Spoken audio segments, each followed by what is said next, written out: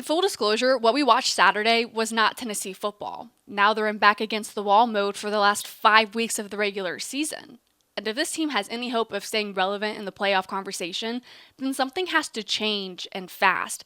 Because we're now in week 9, yet we're still having the same conversation we've had for the last 3 straight games. Self-inflicted mistakes, missed opportunities, missed tackles, and a team that seemingly can't get out of its own way.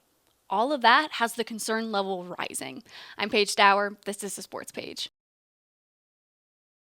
The concern level for Tennessee is rising because they're now number 17 in the AP poll. They have 2 losses on the season, and the margin for error is all but gone. And that's a frustrating reality because this team is good enough to win. They were good enough to beat Georgia, but they couldn't finish. They were good enough to beat Mississippi State in regulation, but needed overtime. And against Alabama, specifically, the defense was absolutely in position to disrupt the Tide early in Tuscaloosa, but they couldn't get the job done. And when the margins are thin, you cannot be giving games away. And when the playoff conversation and rankings are really shaping up, those margins, making those little mistakes could be the difference between being in the playoff conversation and missing out on it entirely. And right now for Tennessee's defense, it's like a mirage, right? You see great isolated plays by the defense. You think you see water out in the distance, but when you get there, it's gone. When Tennessee's defense needs a stop, they can't execute. That's why their third down defense is still giving up 45% of the attempts. Against Alabama, when it was third and short, that number climbed to 60%. So we could start with the obvious. The main issue for the Tennessee defense is tackling. And I know we'll hear, especially after Arkansas, Josh Heupel talking about, maybe not recognizing patterns, not necessarily understanding the roles that they need to be in.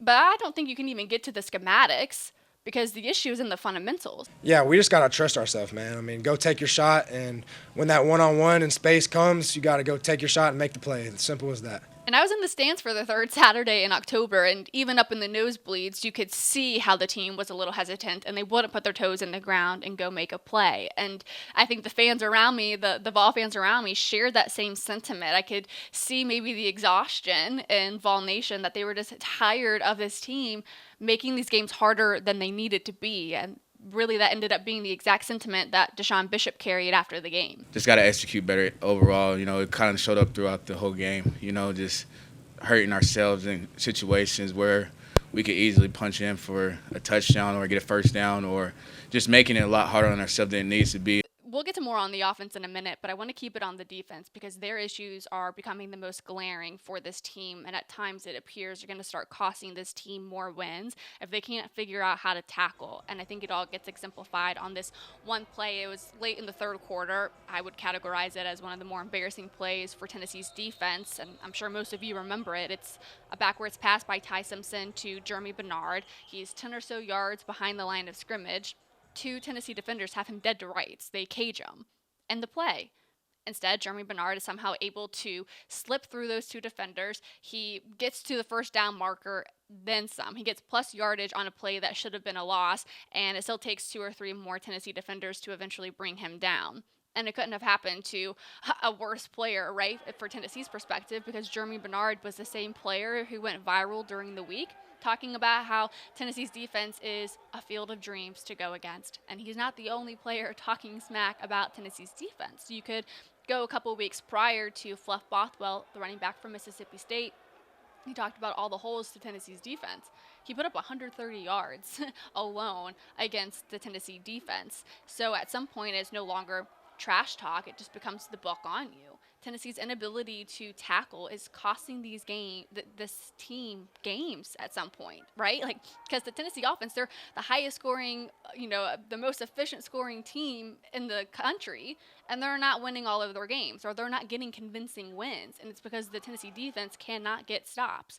On that drive with Jeremy Bernard that I was just describing, there were 9 or so missed tackles on that drive. It's not an officially tracked stat, so I'm having to go back and count or recall what I was seeing from the nosebleeds.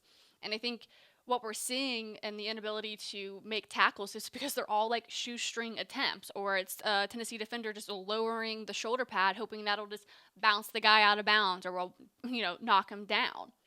In the SEC, you need to wrap these guys up. Maybe when you're going up against what you would consider inferior opponents or smaller teams, you can get away with that type of tackling. Not in the SEC.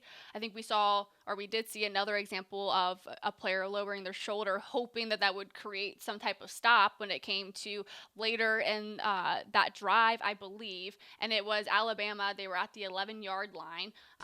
It was 1st and 10, and it's Simpson. He's rolling to his right. He gets it to Rico Scott.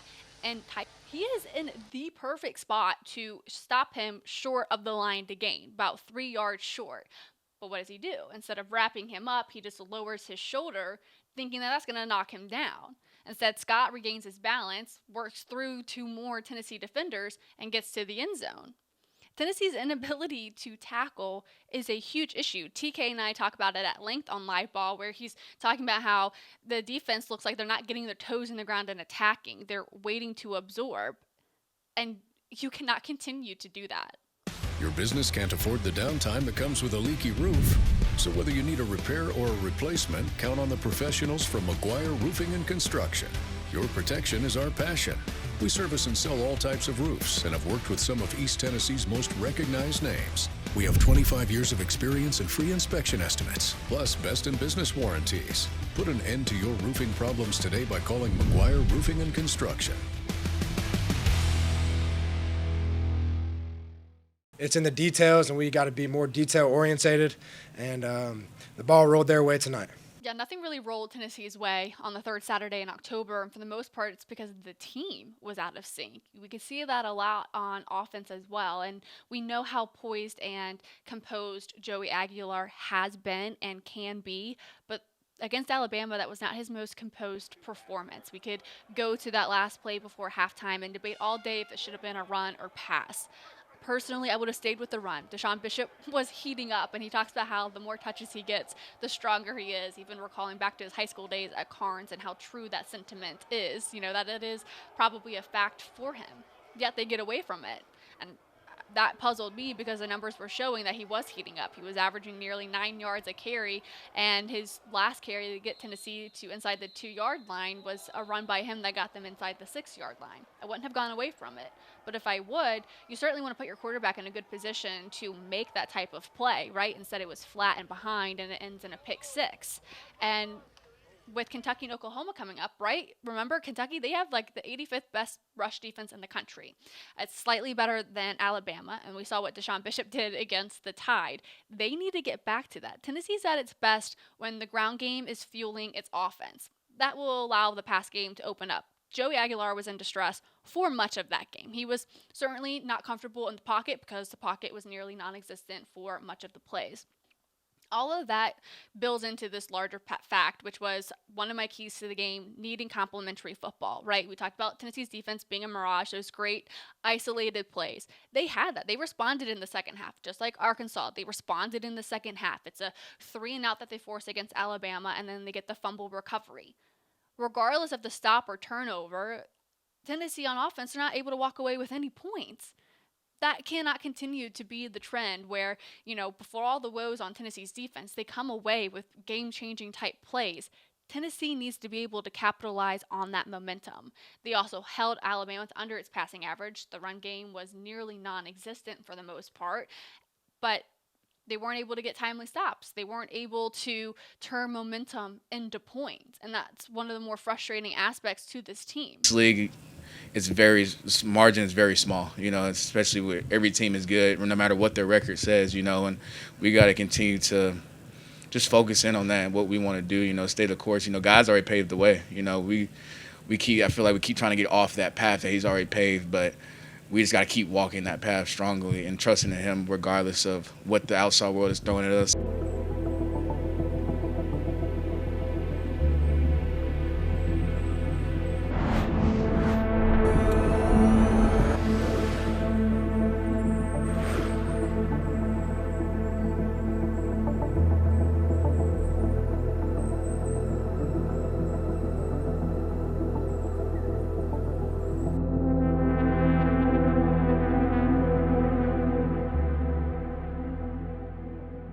The other thing is, Alabama, all week they talked about how much trust they have in each other.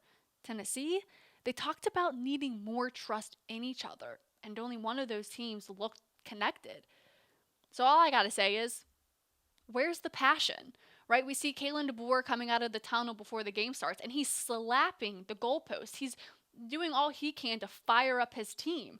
Then you could see how much passion that team played with, how different they look from week one. For Tennessee, I can't say the same. I'm wondering where their passion is, and I know that their team is so they put a lot of emphasis on just taking care of business and just being a calm and composed team. And we know how much juice Deshaun Bishop plays with. It's fantastic to see how much Joey Aguilar talks to his team on the sidelines to make sure everyone has their mind right. Arion Carter absolutely on defense leads by example, but they might just need somebody to be that emotional speaker, right? To be somebody that can spark life into this team. For one, I'd be happy to see that be Josh Heupel. Again, I know he is strictly business and he just tries to take care of business by being a composed coach. But maybe he just needs to be a bit more of an emotional leader for this team because they came out looking a little flat against Alabama. They need somebody, as they would say, to be that rah-rah guy, to spark life into this team so that they can go out there and they can play with passion. I think that's a key aspect that this team is missing. And I think maybe that's what ends up being a big difference between Tennessee and Alabama in that game. And for them to stay in the playoff conversation, the next 5 weeks are do or die. So these fundamentals and identity and leadership, they're not just talking points. I really believe they are like the tools to their survival for the rest of the season. And for them to be able to take care of business the rest of the way, I think they're going to have to look inward. It's going to be how can they change what they're doing internally, even individually within themselves, to give them chances to win, because this team is good enough to win. This team is good enough to get convincing wins. They just continue to get in their own way. So when we look to Tennessee getting ready for Kentucky, who gave Texas all they can handle, Kentucky is never an easy out. They're going to need those three things. They're going to need the fundamentals, especially with tackling. They're going to need to lean on their identity, which is the run game, which would allow them to open up the deep passes again. And then they're going to need leadership, both, emotionally and the accountability within this team. You clean those up, and this season could be special. You could go back to last year where they lost 2 games and they were still a playoff team going on the road to Columbus against Ohio State. That could be this team again if they can win out the rest of the way. But again, there is no margin for error. Winning won't simply get it done. I think they're going to need convincing wins, and I think they can get that done if they take care of those 3 aspects. And we'll hear much more from the team later this afternoon, so make sure you subscribe so you don't miss out on any of those conversations and the updates from Josh Heupel and company as they turn their attention to going on the road to Lexington